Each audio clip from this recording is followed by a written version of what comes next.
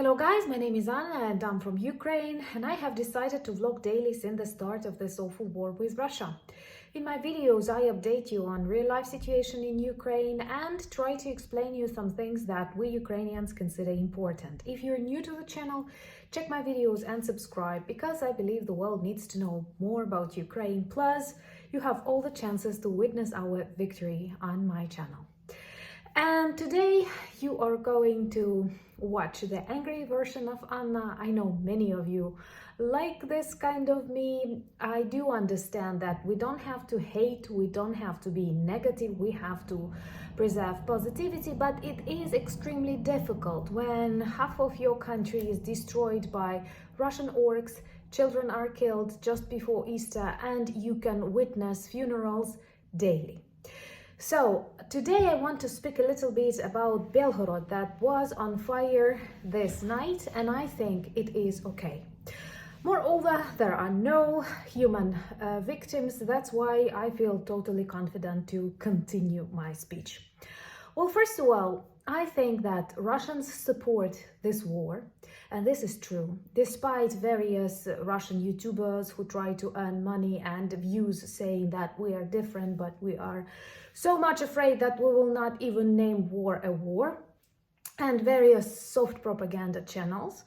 We have to admit that Russians know nothing about war. And even these 200,000 dead orcs mean nothing in the endless swamp of Russian population. Plus, they mobilize people smartly, not touching big cities that can go out on protests and pay attention to the regions they consider dangerous or depressive. By the way, this is another way that Putin demonstrates his Russianism, by eradicating, by destroying various ethnicities on the territory of Russia. You all know that, for example, Bucha and Irpin was occupied by Buryats, who are not ethnic Russians, and that is the way to also spoil the cultural identity of their regions that way, by sending them to die in Ukraine. So Russians supporting this war, and this is true, the majority of Russians do support Putin and do support war. They actually know nothing about what war is. For them, this is a strong Russian soldier and strong Russian leader teaching bad Ukrainians and Americans how to live, demonstrating the eternal power of Ruski soul. Of course, this is total bullshit. Please forgive me saying this, but what is the other way to express it? But they don't know what war is.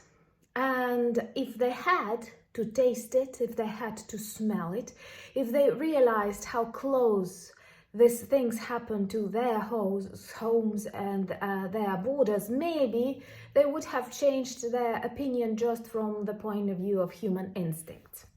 Belgorod is a city located really close to Ukraine. It seems to me 40 kilometers from our border. It is 70 kilometers from Kharkiv and 625 kilometers from Moscow, which makes it really close to Ukraine and hot zone of this war. Many of the population in Belgorod are actually ethnic Ukrainians, who of course say they are Russians because it's the only way to live normal life in Russia. But let's forget about that and concentrate on the things that are happening in this city. It is similar to my native city in size, 300,000 people, various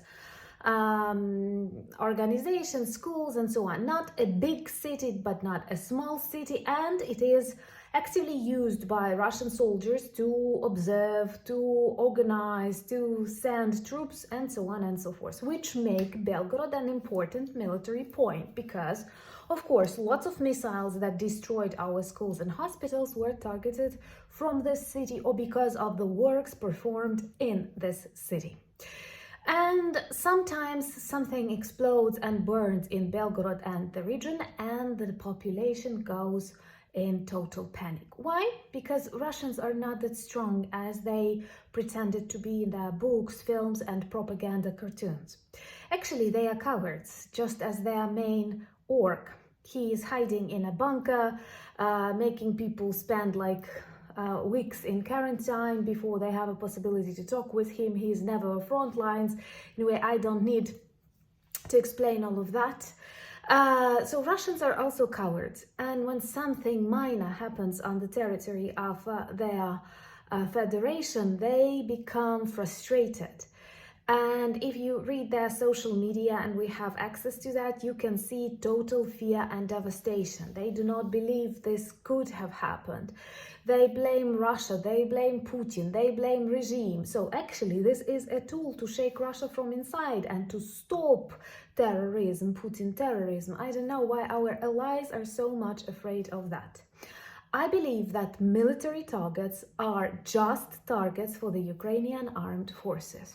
And this night they targeted, we don't know who targeted, but Russians claims Ukrainian drones targeted their observation point known as like Murom P or something like that, that was used for war in Ukraine, and also their electric station, and the center of Belgorod stayed in darkness for a couple of hours. Does that remind you of something? Well, no one died, no one was hurt, and I'm actually satisfied with that, because I don't wish any children, even orc children, to die, because I'm Ukrainian and I'm normal as the majority of this world. Because we did not want this war, we did not want these destructions, we simply wanted to continue living the way we want, the way we see our future, far away from authoritarian regimes, censorships, and one president for 30 years, which is super sad. But they decided to punish us for that, and I think it is totally okay when they receive something in return.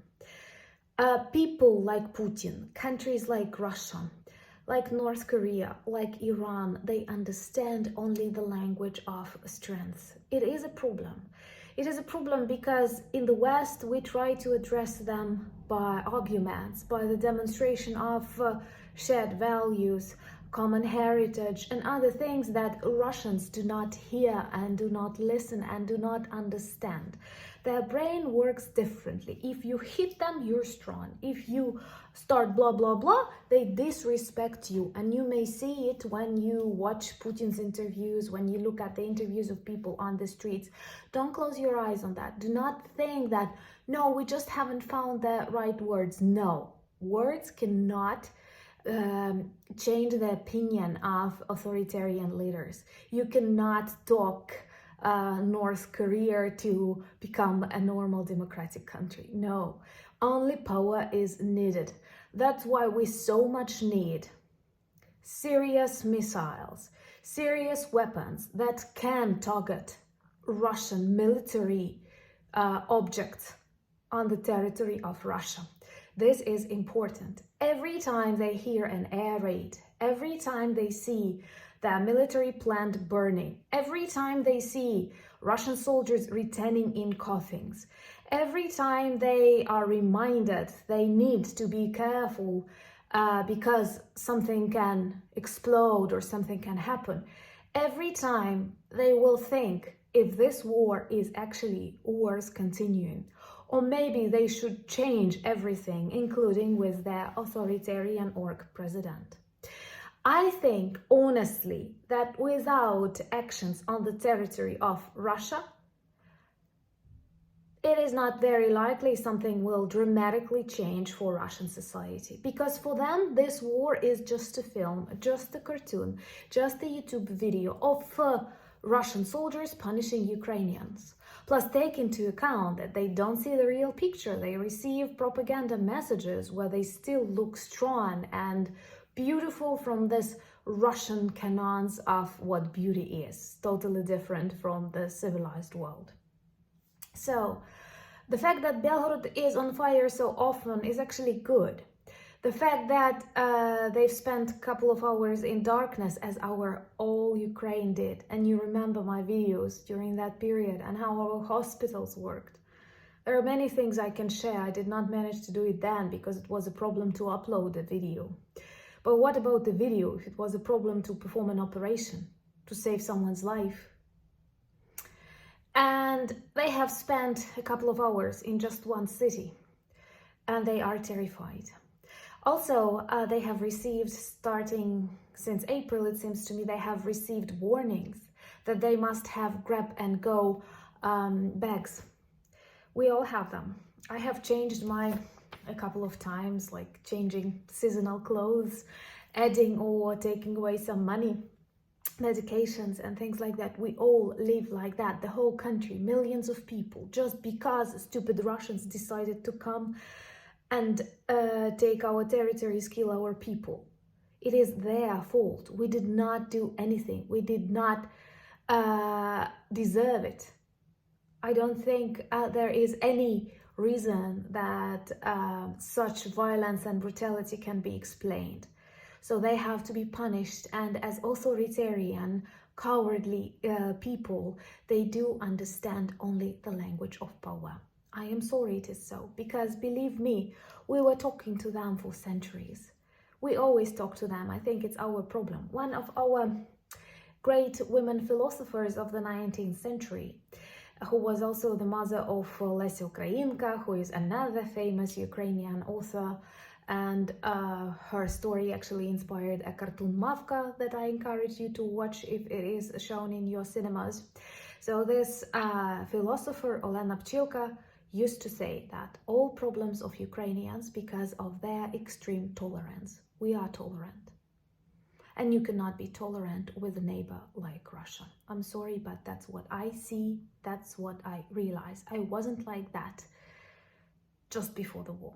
I was super positive, super white and fluffy, we say in Ukraine. When someone is really kind and good, we say white and fluffy. So that's what I was. But having witnessed a year and more of this war, understanding it will not finish tomorrow or the next month, I realize we have to punish Russians, because this is the only way they will be stopped and understand, at least for a couple of decades, that they are losers, that they are evil, and they have to remain silent and totally reorganized for us all to be able to continue living normal life. Thank you so much for your support. Thank you for buying me coffees, becoming my patrons, and giving me strength to film more videos. You cannot imagine how important that is. Also, we have launched our merch shop where lots of patriotic t-shirts, hoodies, cups are available. And those of you who ordered things, please share with me your photos. You can find my email on the description of the channel. I will be super grateful for that. And thank you so much for being with Ukraine. Slava Ukraini!